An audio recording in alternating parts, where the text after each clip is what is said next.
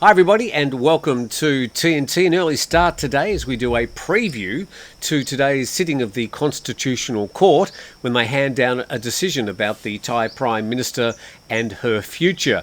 We'll also do a live program sort of middle of the afternoon Thai time when they do hand down that decision and try and pick apart exactly what is going to come from that decision.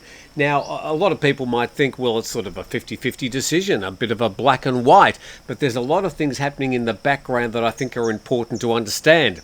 I should also say, if you're not interested in politics in Thailand, then now's a great time to turn off. Here's your opportunity.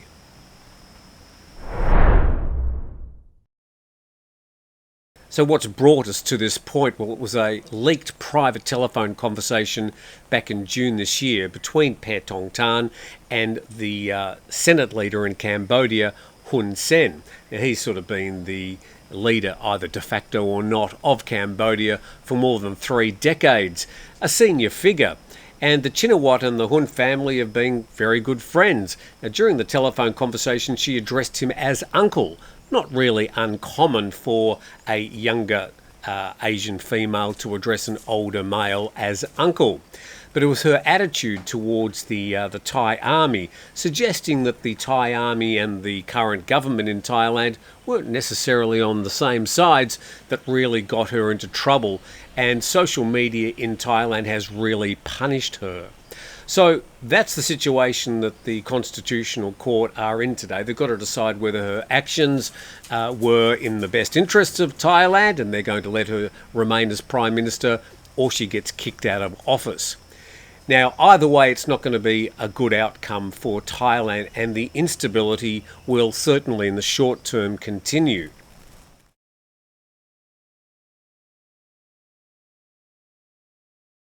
Either way, whether she's removed from office today or allowed to stay in office as Prime Minister, I think the outcome by the end of the year will probably be much the same. I don't think she'll be Prime Minister anymore.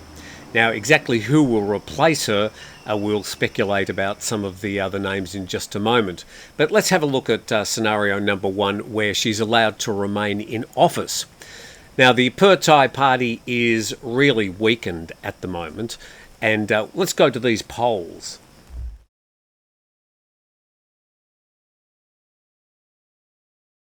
So this is a NIDA poll which was taken just before she was suspended from her position as Prime Minister, pending today's decision. And this was from Nation Thailand. Paetongtarn's popularity plunges to 9.2%. And the survey conducted between June 19 and 25 found Paetongtarn's approval rating had dropped to just 9.2%, down from nearly 31% in the first quarter. It says her ratings now trail far behind the opposition leader Natapong, the former Prime Minister General Prayut, and even the former Interior Minister Anutin Charnvirakul. The Thai's popularity also fell steeply to 11.5% from 28%. The survey sampled some 2,500 respondents nationwide, all aged 18 or older. So let's have a look at this chart made up from this poll some 7 or 8 weeks ago. And the number 1 candidate for Prime Minister is seen as Natapong, who is the leader of the opposition, 31.5%. Number 2, none of the above, basically.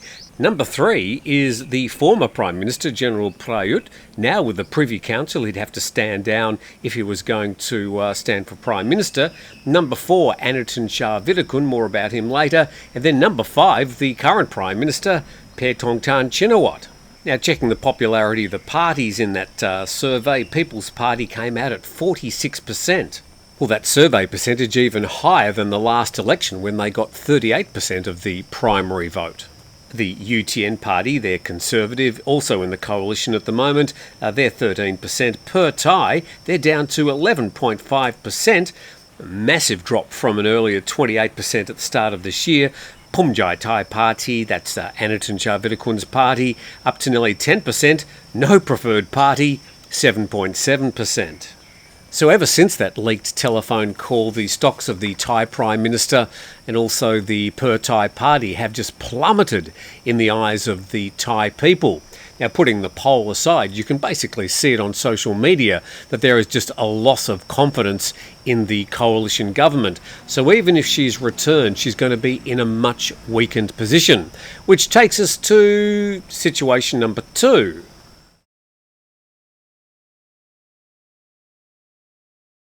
Okay, in scenario number 2, the Constitutional Court decides to remove her from office and she's basically kicked out of politics. So the acting Thai Prime Minister, who's been the acting Thai Prime Minister for the last couple of months, Phumtham Wechayachai, would continue to remain as the acting Thai Prime Minister before the Parliament can sit and elect a new Prime Minister.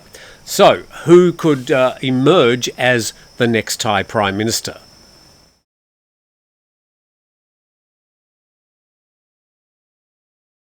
Now, the 2017 Thai constitution allows for all this, and before the last election, each of the main parties are able to put up a maximum of 3 names as a prime ministerial nominee. Now, the Pheu Thai party's already had 2 of those names become prime minister, and if Paetongtarn Tan is removed from office, Chaikasem Nitsari would become the next Thai Prime Minister if he's able to get the votes in Parliament. Now, if he doesn't get that vote of confidence to become the next Prime Minister, then we have a different situation.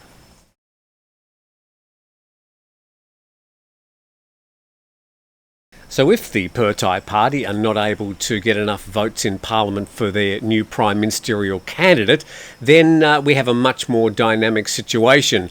And we'll just go through the other names that could be in the hat. And so we mentioned Mr. Chaikasem from Pheu Thai. You've also got General Prayut Chan-o-cha, the former Prime Minister, now a member of the Privy Council. You've got Pirapan, a Conservative from the United Thai Nation Party, Duran from the Democrat Party, and then Anatin Charvitikul, the current leader of Phumjai Thai.